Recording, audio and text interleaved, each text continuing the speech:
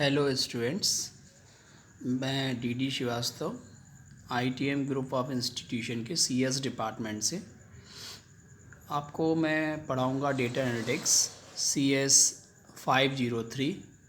इसमें स्टार्ट करता हूं यूनिट 1 से, जिसमें data analytics and its application ये यूनिट का नाम है। एंड इसमें इंट्रोडक्शन पार्ट हम देखते हैं, starting part. What is data analytics? ये 5th सेमेस्टर 3rd ईयर के लिए इम्पॉर्टेंट सब्जेक्ट है, तीसरा इम्पॉर्टेंट सब्जेक्ट है। ये डिपार्टमेंटल इलेक्टिव है। ऐसे कोई और भी सब्जेक्ट इसकी जगह हमारे डिपार्टमेंट ने इसको सिलेक्ट किया है इस टाइप से। आउटलाइंस देखते हैं। Outlines pre requisite of the course objective, data science introduction, that means what about हम जो पढ़ाने जा रहे हैं वो रहेगा यहाँ पर data science introduction in course outcome, research scope and references. Now pre requisite of the course, यानी कि आप जब इसको पढ़ने जा रहे हैं तो पहले आपको पता होना चाहिए कि आप जिस लैंग्वेज में एनालिसिस करना चाहते हैं उस लैंग्वेज का आपको नॉलेज होना चाहिए, उसका बेसिक नॉलेज आपको पता होना चाहिए। एंड आपको क्या है, बेसिक जो लॉजिक होते हैं उन लॉजिक को इम्प्लीमेंट करना आना चाहिए। ठीक है, तो इसके लिए क्या है कि जो प्रॉब्लम आपको दी जाती है उस प्रॉब्लम को आप जो है थोड़ा सा सॉल्व करने की कोशिश करेंगे उस प्रॉब्लम को। ठीक है, एंड इसके अलावा आपको क्या करना है, लॉजिकल और एनालिटिकल स्किल को जो है इम्प्रूव करना होगा, उसको सुधारना होगा यहाँ पर। और इसके अलावा मैथमेटिक्स के जो बेसिक कंसेप्ट हैं, जैसे यहाँ पर प्रोबेबिलिटी का यूज़ होगा, तो प्रोबेबिलिटी आपको पढ़ के रहना पड़ेगा इसको, प्रोबेबिलिटी को, तो इसको आपको समझने में आसानी रहेगी। नेक्स्ट इसका कोर्स ऑब्जेक्टिव ये है कि इसको पढ़ने के बाद आप लोग एनालिसिस और कर पाएंगे, एनालिसिस प्रोसीजर समझ पाएंगे, एल्गोरिथम को समझ पाएंगे, याद रख पाएंगे। इसके अलावा एनालिटिकल टूल्स और टेक्निक्स जैसे अनोवा के बारे में आप समझ पाएंगे। एनालिसिस ऑफ वेरिएंस इसका फुल फॉर्म होता है, तो वो भी आप कर सकते हैं। एंड डेटा को कैसे रियल वर्ल्ड में डेटा को कैसे रिप्रेजेंट करना है ये भी आप कर पाएंगे इसके बाद। और वेरियस एनालिसिस एल्गोरिथम को भी आप जो है देख पाएंगे, कौन कौन सी एनालिसिस एल्गोरिथम होती हैं आप उनको भी देख पाएंगे। नेक्स्ट हम बात करते हैं, टॉपिक पे आते हैं। What is the topic? तो टॉपिक हमारा जो टॉपिक है डेटा एनालिटिक्स, स्टार्टिंग इंट्रोडक्शन जो है इसमें। तो before starting data analytics we have to understand what is the data science, because data analytics जो है वो डेटा साइंस का ही एक्चुअली एक पार्ट है। तो हम देखते हैं पहले what do mean by data science. तो दैट मीन्स एक्चुअली है क्या कि डेटा साइंस एक ऐसा एक पॉलिसी होती है जिसके अंदर कई सारे कंपोनेंट डेटा साइंस के अंदर इम्प्लीमेंट होते हैं, तब वो डेटा साइंस कहलाता है। जैसे डेटा साइंस के अंदर आप जो कैलकुलेशन जितना भी करते हैं डेटा के ऊपर और उस कैलकुलेशन से जो प्रेडिक्ट करते हैं वो आता है, दैट मीन्स इसे हम बोलते हैं स्टैटिक्स। डेटा साइंस के अंदर स्टैटिक्स होता है। एडवांस कंप्यूटिंग रहता है डेटा साइंस के अंदर। एंड विजुलाइजेशन, आपके पास जो डेटा है आप उस डेटा को कैसे रिप्रेजेंट करेंगे, आप ऐसे कैसे शो करेंगे, तो वो भी इसका पार्ट होता है। एंड हैकर माइंडसेट, हैकर कैसे एनालिसिस करता है डेटा को और उसके बेसिस पे वो जो है सिक्योरिटी को ब्रेक करता है, तो ये चीज़ भी डेटा साइंस के अंदर आती है। डोमेन एक्सपर्टाइज, एक पर्टिकुलर फील्ड के आप एक्सपर्टाइज हो जाते हो, वो भी एनालिसिस वर्क होता है एक्चुअली। एंड अगर हम बात करें साइंटिफिक मेथड जितने भी होते हैं वो भी डेटा साइंस के पार्ट होते हैं। मैथ्स आपका डेटा साइंस की पार्ट होता है जो डेटा साइंस में आपकी हेल्प करता है। तो डेटा साइंस एक्चुअली एक ऐसा डिसिप्लिन है जिसके अंदर कई सारे कंपोनेंट आपके मिले हुए रहते हैं। एक्चुअली कंप्यूटर इंजीनियरिंग में क्या होगा, डेटा इंजीनियरिंग और एडवांस कंप्यूटिंग दोनों का कॉम्बिनेशन यहाँ पे रहता है। ऐसे लोग जो डेटा साइंस पे काम करते हैं उन्हें हम डेटा साइंटिस्ट कहते हैं। और ये लोग क्या करते हैं, कॉम्प्लेक्स डेटा प्रॉब्लम को एनालाइज करते हैं डेटा साइंस के अंदर हम स्ट्रक्चर और अनस्ट्रक्चर दोनों ही तरह के डेटा पे काम करते हैं। We will work on the structure data और अनस्ट्रक्चर डेटा। तो फर्स्ट ऑफ ऑल हमारे पास जो पहला क्वेश्चन ये है कि स्ट्रक्चर डेटा क्या होता है और अनस्ट्रक्चर डेटा क्या होता है।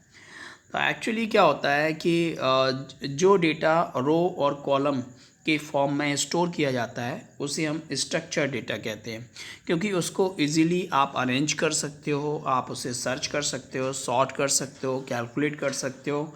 तो ऐसा डेटा आपका स्ट्रक्चर डेटा कहलाता है जिसे हम रो और कॉलम में अरेंज कर पाते हैं। एंड जो अनस्ट्रक्चर डेटा होता है जो रो और कॉलम में अरेंज नहीं होता है और इसको हम सॉर्टिंग सर्चिंग करना इसको काफ़ी कठिन रहता है।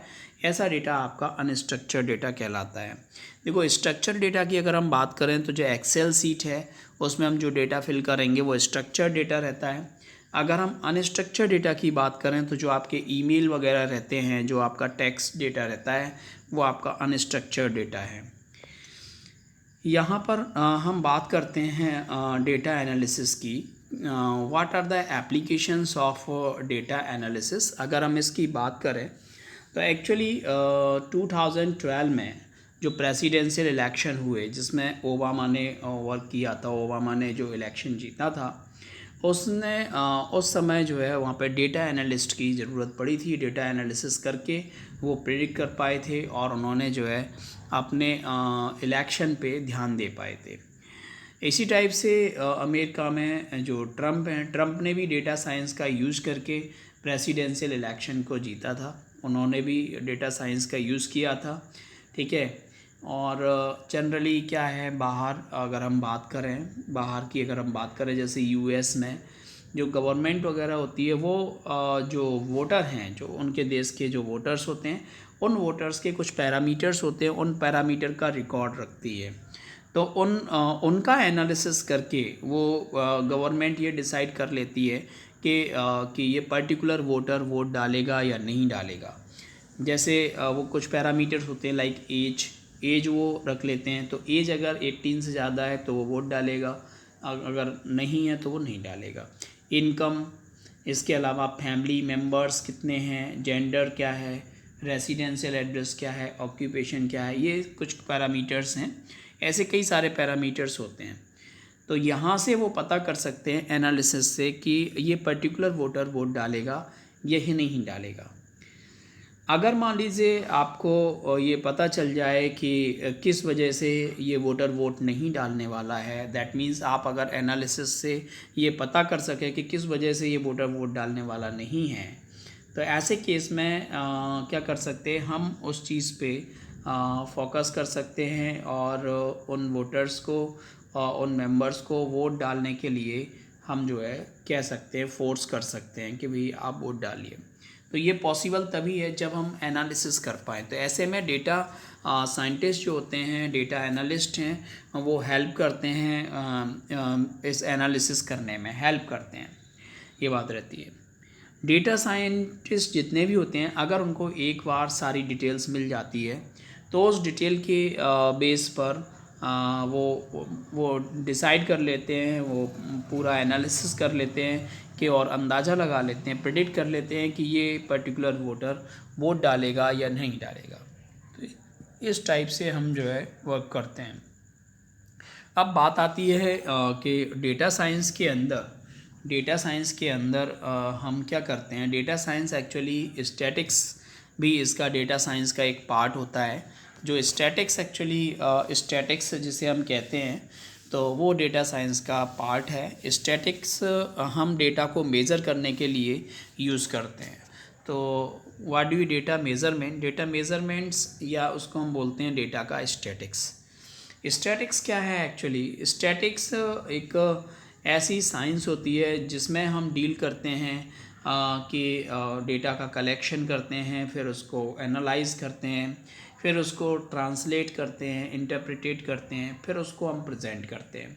न्यूमेरिकल डेटा, जितना भी न्यूमेरिकल डेटा है उसे पहले कलेक्ट करेंगे, कलेक्ट करने के बाद फिर उसको एनालिसिस करेंगे, फिर उसके बाद उसका इंटरप्रिटेशन, उसको ट्रांसलेट करेंगे और फिर उसको प्रेजेंट करते हैं। यानी कि ये जो क्लाइंट होता है एक्चुअली, क्लाइंट को डेटा कैसे प्रेजेंट करना है, तो ये काम जो है डेटा एनालिस्ट का होता है। तो डेटा एनालिस्ट या डेटा साइंटिस्ट जो होंगे वो डिसाइड करेंगे। एक्चुअली डेटा साइंटिस्ट किसी भी क्लाइंट को, जो भी क्लाइंट है उन क्लाइंट को वो टेक्निकल टर्म नहीं बताएगा।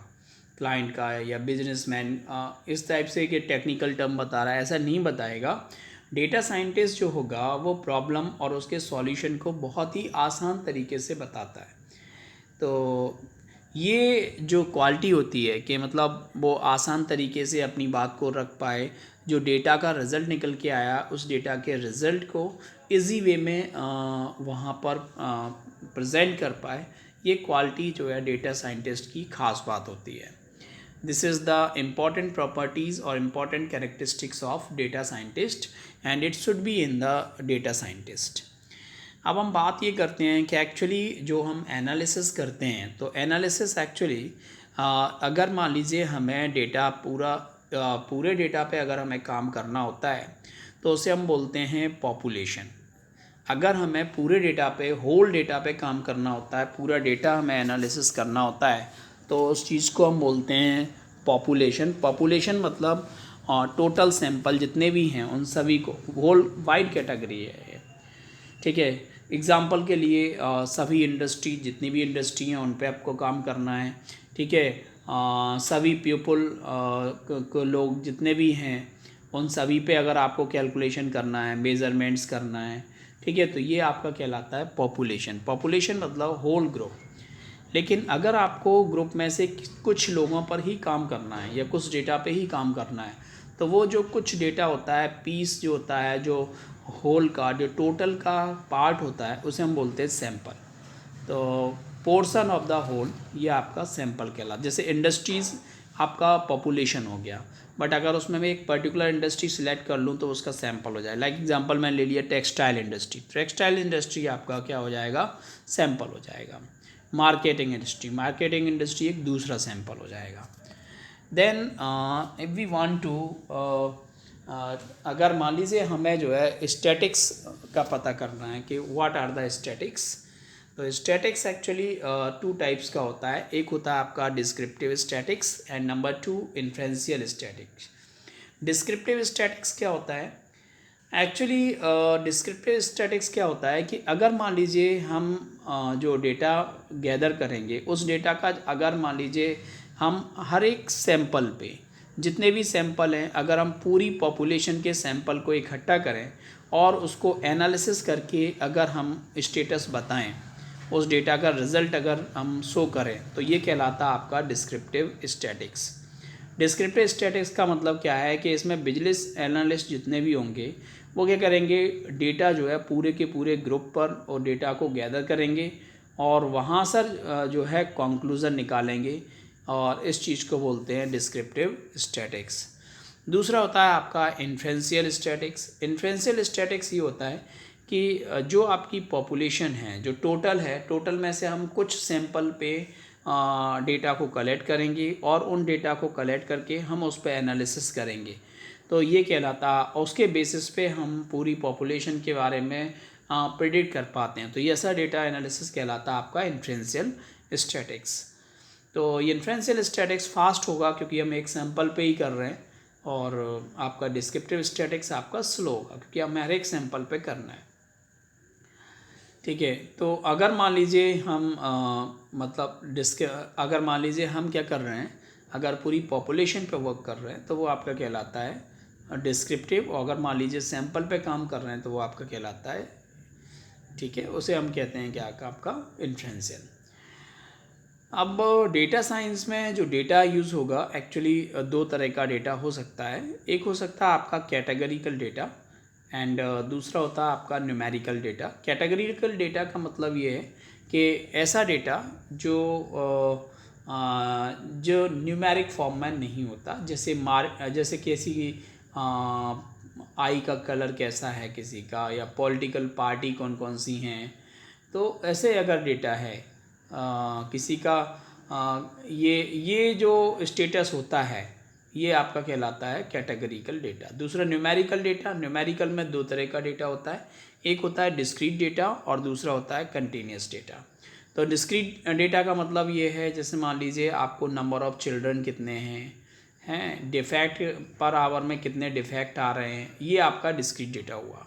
बट अगर मैं बात करूँ कंटिन्यूस डेटा की, तो कंटिन्यूस डेटा क्या होगा, अगर मान लीजिए हम वेट मेज़र कर रहे हैं, वोल्टेज मेज़र कर रहे हैं, जो मेज़रमेंट कैरेक्टरिस्टिक्स हैं वो आपकी कहलाती है न्यूमेरिकल डेटा।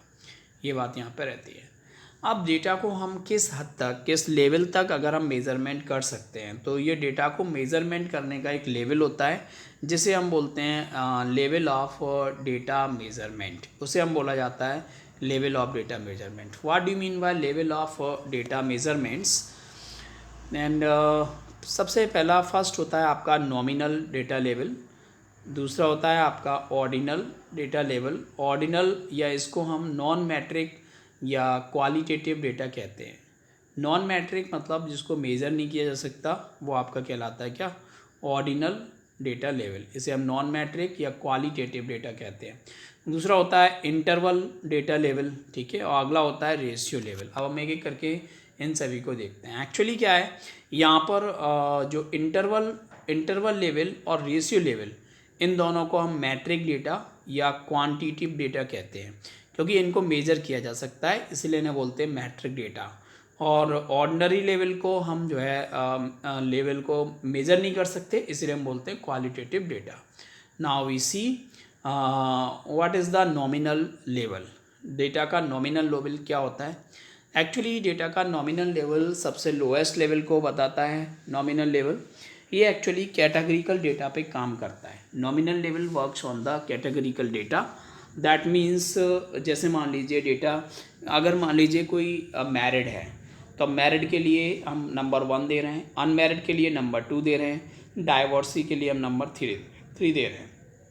तो ये जो डेटा इकट्ठा होता है, जैसे कितने लोग मैरिड हैं, कितने लोग अनमैरिड हैं, तो ये जो डेटा इकट्ठे होके आएगा, ये आपका कहलाता है नॉमिनल लेवल। या ऐसे मान के चलो, जैसे मान लीजिए हम क्वालिफ़िकेशन ले रहे हैं, एजुकेशन क्वालिफ़िकेशन, जैसे बीटेक के लिए 1 और एमटेक के लिए आपका 2, आपका बीए के लिए 3, एमए के लिए 4, ऐसा अगर मान लीजिए दिया गया है, तो ये क्या होता है, आपका नॉमिनल लेवल होता है। क्योंकि यहाँ पर एक्चुअली ये वो डेटा है जिसमें क्या करते हैं हम, जितनी भी डिग्री है यहाँ पर क्या करते हैं हम, जो नंबर है हम क्या करेंगे, यहाँ पर हर एक जो हम, जैसे मान लीजिए यहाँ डिग्री दी गई है BME BA MA, तो यहाँ पर जो डिग्री दी गई है उस डिग्री को हम एक नंबर असाइन कर देते हैं, ठीक है। तो जब हम ऐसा करते हैं तो इस तरह के डेटा को बोला जाता है नॉमिनल डेटा। ऐसे डेटा को कैलकुलेट नहीं किया जा सकता, हम कैलकुलेट नहीं कर सकते। कैलकुलेशन का मतलब ये है हम उसका मीन, स्टैंडर्ड डेविएशन वगैरह नहीं कैलकुलेट कर सकते, और ऐसे डेटा को हम केवल फ्रीक्वेंसी काउंट कर सकते हैं, ठीक है। तो हम केवल यहाँ पर क्या कर सकते हैं, इसकी फ्रीक्वेंसी काउंट कर सकते हैं। This is called as the nominal data. इसे हम जो है नॉमिनल डेटा कहते हैं। नेक्स्ट अगर हम बात करें, नेक्स्ट जो डेटा है आपका, उसे हम बोलते हैं ऑर्डिनल डेटा। ऑर्डिनल लेवल क्या होता है? एक्चुअली ये हायर लेवल होता है नॉमिनल लेवल से, एंड यूज टू रैंक और ऑर्डर द ऑब्जेक्ट। इसका काम होता है कि जो ऑब्जेक्ट्स हैं उन चीज़ों को रैंक देना या ऑर्डर बताना। एग्जाम्पल के लिए ये है कि जैसे मान लीजिए आप किसी रेस्टोरेंट में जा रहे हो, अगर रेस्टोरेंट में आपको कोई जो सर्विस है, ठीक है, रेस्टोरेंट की सर्विस कैसी रही, तो वहाँ पर मार्किंग बनी रहती है 1 2 3। 1 मतलब बिल्कुल ख़राब, सब वर्स्ट के लिए, 2 मतलब थोड़ा सा अच्छे के लिए, 3 मतलब आपका और अच्छे के लिए, 4th मतलब बेस्ट के लिए। अगर ऐसे मान लीजिए नंबरिंग है, मान लीजिए 1 to 5 नंबरिंग दी गई है, तो अब आपको जो है उसको रैंक देना है कि कौन सी है। तो ये जो डेटा इकट्ठा होगा उसको हम बोलते हैं ऑर्डिनल लेवल। जैसे कितने लोगों ने 1 ऑप्शन दिया, कितने लोगों ने 5 दिया, ये काउंटिंग करना, ये आपका कहलाता है ऑर्डिनल लेवल। यहाँ पर जो नंबर होता है, यहाँ पे अगर हम बात करें, यहाँ पर अगर हम बात करें यहाँ पे ऑर्डिनल लेवल की बात करते हैं, तो नॉमिनल लेवल और ऑर्डिनल लेवल दोनों ही डेटा को हम नॉन मैट्रिक डेटा कहते हैं या क्वालिटेटिव डेटा कहते हैं। ठीक है। जैसे आप पेटीएम सर्विस यूज़ करते हो या कोई सॉफ्टवेयर यूज़ करते हो, तो सॉफ्टवेयर में क्या होता है, इसमें अगर मान लीजिए डेटा आपका जो वर्क किया है सॉफ्टवेयर पे, अगर आपका एक्सपीरियंस बहुत अच्छा है, बहुत अच्छा लगा है, तो आप जो है 5 स्टार कर सकते हो। अगर आपको थोड़ा सा कम अच्छा लगा है तो 4 स्टार दे सकते हो। अगर आपको और कम लगा है 3 स्टार दे सकते हो, और कम लगा है तो 4 स्टार दे सकते हो। ऐसे करके आप जो करते हैं तो वो आपका क्या कहलाता है, ऑर्डिनल लेवल। ये बात यहाँ पे रहती है, या इसे हम बोलते हैं ऑर्डिनल लेवल, या इसे हम बोलते हैं आपका ऑर्डिनल लेवल, नॉमिनल लेवल, दोनों को हम नॉन मैट्रिक या क्वालिटेटिव डेटा कहते हैं। ये चीज़ आपकी रहती है। जैसे मान लीजिए हम जो है, अगर मान लीजिए कोई स्टूडेंट्स हैं, 3 स्टूडेंट्स हैं, या मान लीजिए इनके, अगर हम बात करते हैं कि इनके मार्क्स आए हैं कुछ, ठीक है। तो अगर मान लीजिए हम इन्हें कंपेयर करें, ठीक है, तो कंपेयर करें first rank, second rank, third rank किसकी है, तो ये आपके नॉन मैट्रिक डेटा कहलाते हैं। यहाँ पे हमें डिफरेंस से मतलब नहीं होता, हमें यहाँ पे क्या होता है, हमें केवल उनके रैंक से मतलब है, कौन सा फर्स्ट रैंक कौन सा सेकंड रैंक है। नेक्स्ट है आपका इंटरवल लेवल। ये सबसे हायर लेवल होता है। नॉमिनल और ऑर्डिनल लेवल दोनों से हायर डेटा है। इंटरवल लेवल डेटा जो होता है, इसमें क्या होता है, जो नंबर हैं, नंबर के बीच के जो डिफरेंस होते हैं, जो डिस्टेंस होते हैं, उनको हम थोड़ा सा ध्यान नहीं देते हैं, ठीक है। और यहाँ पे जो डेटा होता है वो हमेशा न्यूमेरिकल होता है। जैसे एग्ज़ाम्पल के लिए ऐसे मान के चलिए कि आप क्लास में बच्चे रैंक लेके आते हैं, क्लास में बच्चों के मार्क्स आते हैं, उन मार्क्स के बेसिस पर रैंक डिसाइड होती है।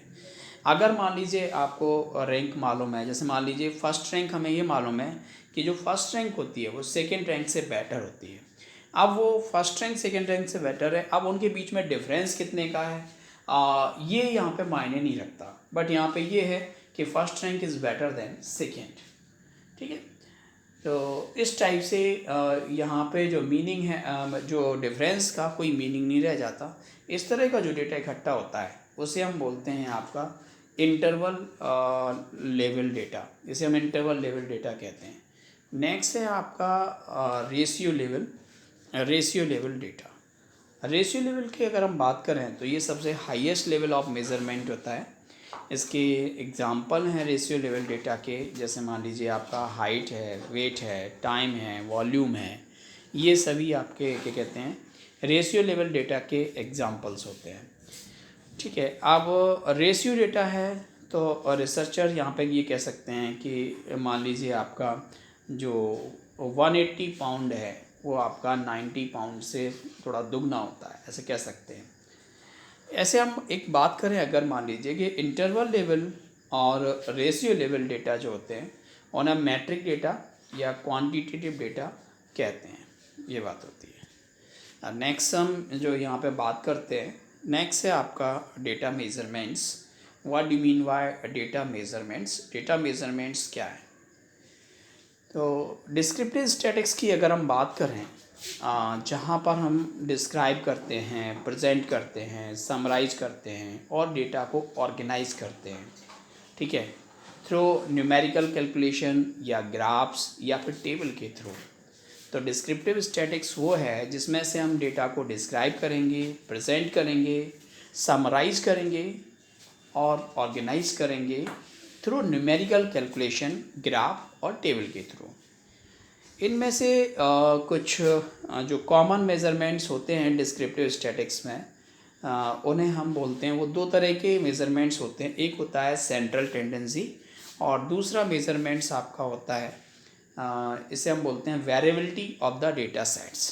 तो variability of the data sets and central tendency, दो तरह के मेज़रमेंट डिस्क्रिप्टिव स्टैटिक्स में किए जाते हैं। अब अगर हम बात करते हैं यहाँ पे सेंट्रल टेंडेंसी, तो सेंट्रल टेंडेंसी के अंदर हम 3 चीज़ें कैलकुलेट करते हैं। पहला मीन, दूसरा मीडियन और तीसरा आपका मोड। अब इसके बाद जो टॉपिक है, इनको सेंट्रल टेंडेंसी को हम नेक्स्ट लेक्चर में आपको एक्सप्लेन करेंगे, ये बात रहेगी। अब हम यहाँ पे अगर मान लीजिए मैं कुछ क्वेश्चन पूछना चाहूँ तो आप उसके आंसर आप सोच के रखें थोड़ा सा, कि जैसे मान लीजिए अगर अभी सभी लोग इसको सोच के चलें कि जैसे मान लीजिए अगर मैं किसी सॉफ्टवेयर को रैंक दे रहा हूँ तो ये किस तरह का डेटा जनरेट होगा वहाँ पर। प्लीज़ इसको ध्यान रखना क्वेश्चंस को कि अगर मान लीजिए मैं किसी सॉफ्टवेयर को रैंक दे रहा हूँ तो ये किस तरह का डेटा होगा, मतलब किस लेवल का डेटा मेज़रमेंट किया जाएगा इस पे। दूसरा क्वेश्चन, अगर मान लीजिए हम क्लास में स्टूडेंट हैं, उन स्टूडेंट की अगर रैंक को कंपेयर कर रहे हैं तो ये किस तरह का डेटा मेज़रमेंट होगा, ध्यान रखिए। तो आप इस टाइप के क्वेश्चंस को याद रखिए, जब इसका क्लास होगी तो क्लास में हम इन चीज़ को डिस्कस कर सकते हैं। तो इसके बाद हम जो इसमें देखेंगे what are the learning outcomes of this, इसमें हम डिटरमाइन कर सकते हैं, एनालिसिस कर सकते हैं कि कैसे हम रिज़ल्ट को शो करेंगे और कैसे एनालिसिस करेंगे, प्रेडिक्ट कैसे कर सकते हैं। इसका रिसर्च स्कोप मल्टीपल डिसिप्लिन में यूज़ होता है, सभी जगह इसको यूज़ किया जाता है डेटा एनालिस्ट को। इसके बेस पे ही कंप्यूटर एनालिसिस करते हैं, कंप्यूटर रिजल्ट शो करते हैं। Data mining, data warehouse में रिसर्चर जो है काम करते हैं यहाँ पर। एंड ये इनके रेफरेंस हैं, यहाँ से हम इसको पढ़ सकते हैं। जैसे माइकल मिनेली, माइकल कैम्बर्स, ये जो बुक है आपका बिग डेटा एनालिटिक्स की, तो इन बुक को आप जो है पढ़ सकते हैं। इसके अलावा अगर किसी को डाउट रहता है तो क्लासेस में आप जो है डिस्कस कर सकते हो। और ये जो है आप जो है यहाँ से पूरा देख लीजिए। जब आपकी वेबिनार होगा उसके पहले आप जो है इस वीडियो लेक्चर को पढ़ के रखें, ये बहुत इम्पॉर्टेंट चीज़ है। तो नेक्स्ट अगर हम यहाँ पे बात करें, यहाँ पर नेक्स्ट जो हमारा लेक्चर रहेगा उस लेक्चर में हम आपको बताएंगे कि सेंट्रल टेंडेंसी क्या होती है, कैसे सेंट्रल टेंडेंसी को मेज़र किया जाता है, और मीन, मीडियन ये क्या होते हैं, इनको कैसे कैलकुलेट करते हैं, इसके बारे में हम जो है वहाँ पर डिस्कस करेंगे। ठीक है, तो इन सब चीज़ों के बाद हम लेक्चर को फिनिश करते हैं और नेक्स्ट लेक्चर के लिए रेडी रहिएगा। तब तक आप इस लेक्चर को कंप्लीट करके रखें जिससे आपको नेक्स्ट लेक्चर समझ में आए। अगर आप सभी लेक्चर को ध्यान से सुनेंगे तो आपको सारे लेक्चर जो है समझ में आएंगे। ठीक है, ओके, थैंक यू।